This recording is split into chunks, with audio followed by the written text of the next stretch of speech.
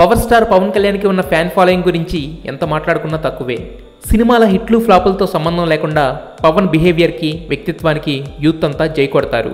అయితే నిన్న మొన్నటి వరకు పెద్దగా ఎక్స్పెక్టేషన్స్ లేని పవన్ రీసెంట్ మూవీ కాటమరాయుడు 30 సెకండ్ల టీజర్తో సెన్సేషన్ క్రియేట్ చేసేసింది.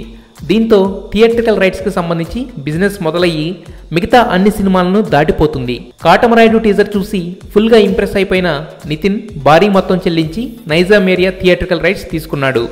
నా అభిమాన హీరో పవన్ కళ్యాణ్ మూవీ కాటమరాయుడిని నైజాం ఏరియాలో ఏషియన్ ఫిలిమ్స్, శ్రేష్ఠ మూవీస్ కలిసి రిలీజ్ చేయబోతున్నాయి అంటూ స్వయంగా ట్వీట్ పెట్టి మరీ అనౌన్స్ చేశారు.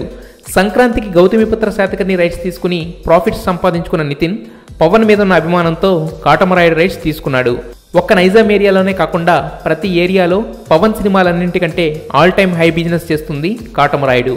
ఈ సినిమా గురించి ఎలాంటి వార్తలు వస్తున్నా వాటిని పక్కన పెట్టి పవన్ క్రేజ్ని నమ్ముకుని ముందుకెళ్తున్నారు బయ్యర్స్. సో ఈ ఉగాదికి రిలీజ్కి రెడీ అవుతున్న కాటమరాయుడు ఎలాంటి సెన్సేషన్ క్రియేట్ చేస్తాడో వేచి చూడాల్సిందే. కథ మొదలవుతుంది.